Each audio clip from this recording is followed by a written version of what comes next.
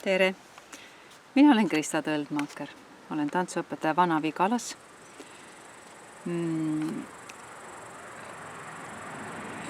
Õpetan tantsu Vana-Vigala põhikoolis, põhikooliealistele, põhiliselt 1. kuni 5. klassis, sest seal on siis 3. kehalise kasvatuse tund meil tantsu õppimiseks.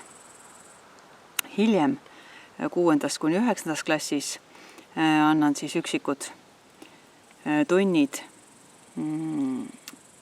selleks, et hoida meeles siis õpitu ja kasutada siis mingite tantsude, kas siis rahvatantsude või peotantsu õppimiseks siis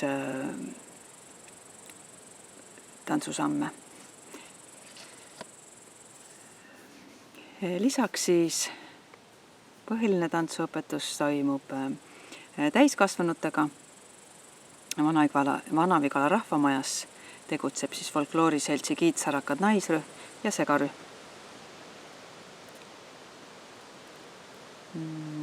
Mulle meeldib mõelda või öelda nõnda, et Vana-Vigalas saavad tantsida kõik, kes seda vähegi tahavad. Kõigile ma olen seda võimaldanud. No kahjuks küll pigem jääb siis puudu, eriti just segarühmas, selliseid, on praegu 6 paari, et raske on nagu siis leida inimesi, kes siis järjepidevalt osalevad tantsurühmas.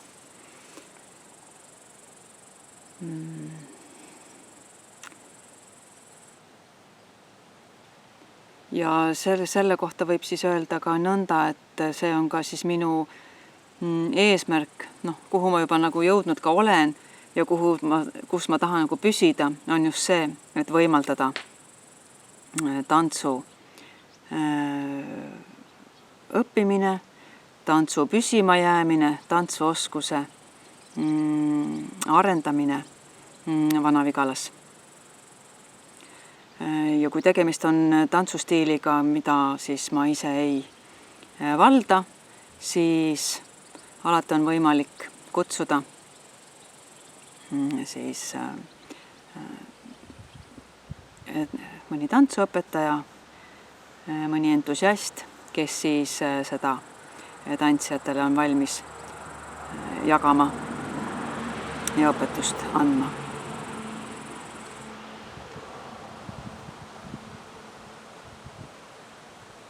Treeningtund on erinev nii naisrühmale, segarühmale kui ka loomulikult lasterühmadele.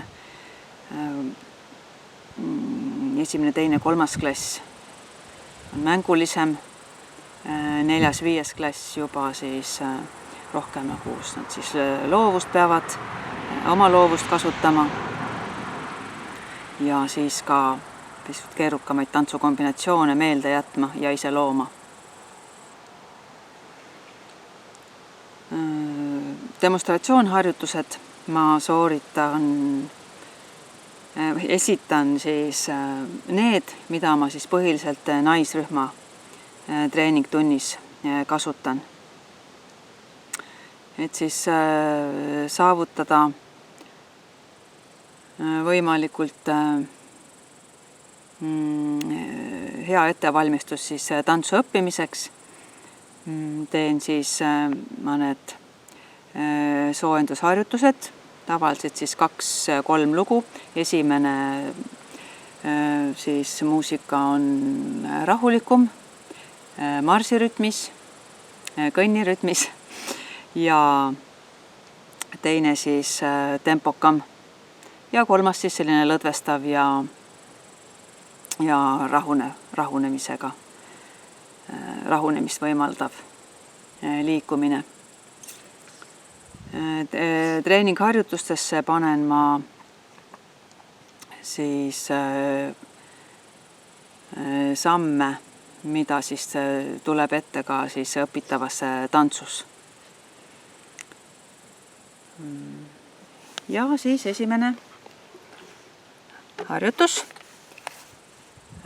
on siis,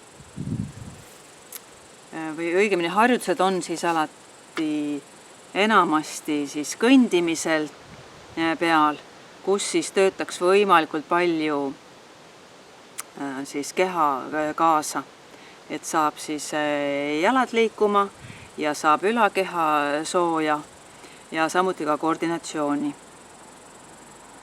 Nii, kõigepealt siis ülakehale kõnni pealt, et praegu ma siis ei liigu edasi, et oleks siis parem aru saada, mis harjutusega on tegemist. Nii on siis viin küünanukid kokku ja viin taha kõnni peal siis liikumisega. Nii on siis käed õlgadel, samuti siis võib-olla see ka käed on avatud, sirutan. Ja samuti siis ka natukene siis koordinatsiooniga, et viin siis vaade siis ühele käele taun ja siis diagonaalselt teisele. Ja siis tuletan ka meelde, et kui ma sirutan, siis ma püüan oma sõrmeotsad hästi kaugele viia üksteisest. Nii, sirutusharjutus on siis ka käte ülesviimisega, surun õhu üles ja surun õhu alla. Jälle siis mõtlen selle peale, et mul on võimalikult suure sirutuse. Õlad jätan alla ja surun käed jälle. Nii, järgmine siis oleks nii kolmas harjutus. Siis on ka siis koordinatsioon, kus siis ma kõnni pealt siis astun ühte õlga ette viies ja vastasjalaga siis astudes. Nii, just. Ja sama saab teha ka siis lahtiste kätega. Ja ka siis väljaaste sammuga, nõnda, et viin kerepöörde siis astuva jala eest risti läbi. Ja teistpidi ka. Just. Nii. Koordinatsiooniharjutustes siis veel hea tuttav harjutus, kus ma siis viin käed ette, viin käed alla, viin käed üles, toon käed alla. Nii, viin ühe käe üles teise kõrvale, toon ette, viin ühe käe kõrvale, teise üles, toon ette ja jälle üles, alla, üles ja jätan käed ette. Ja jälle küljele peavaatega ja küljele peavaatega. Üles, vaatan üles ja üles ja jätan ette. Ja nii see harjutus kordub. See on siis üks koordinatsiooni harjutustest. Nii, et suudaks siis mõelda nii jalgadele kui kätele kui peatööle. Nii, loomulikult siis ka küljepainutusi, ka siis kõnni peale, et siis sirutus ja käevenitus küljele. Ja samuti siis teine. Nii, ka siis käe etteviimisega. Nii, küljevenitus ja küljevenitus. Nii. On siis kerele enamasti sellised harjutused. Nüüd, kui siis jalgade juurde minna, siis loomulikult pöiast vetrumised. Nii, katsuksin nüüd sättida allapoole. Nii, väga ei õnnestu vist. Ei õnnestu, ja siis pöidadest vetrumised, nii ma püüan siis kirjeldada.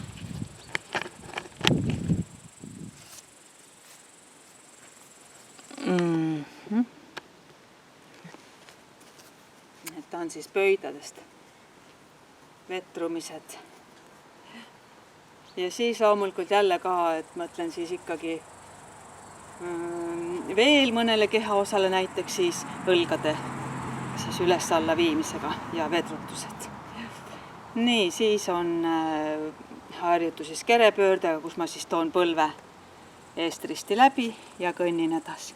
Ja jälle ka siis käed käivad siis vastassuunas. Nii. Ja siis juba hakkavad tulema sellised sammud, mis siis valmistavad ette tantsusammude õppimiseks. Nagu näiteks siis vahetussammuga liikumine, põlvetõstejooks, ääretõstejooks, põlve küljele viimine. Teeme ka paigal siis jala viimist ette küljele taha, nii siis jättes varbale kui siis tõstes õhku. Siis ka põlve toomine siis üles nii ette küljele kui ka siis taha. Nii, jooksuharjutustest on samuti siis põlvetõstejooks, ääretõstejooks, pendeldused, jalgade pendeldused, et enamasti siis käed hoiame puusal, aga ka siis hea koordinatsiooni jooks, siis see pendeldusjooks on siis sellega, kui mul on käed õlal ja ma viin siis vastas käe ja vastas jala viin küljele. Ja samuti siis ka, et kui ma samal ajal viin käed üles, toon ette alla, toon üles ja toon õlgadele tagasi. Ja samal ajal siis jalad kas siis teevad siis jalaheite jooksu ette, jalaheite jooksu taha või siis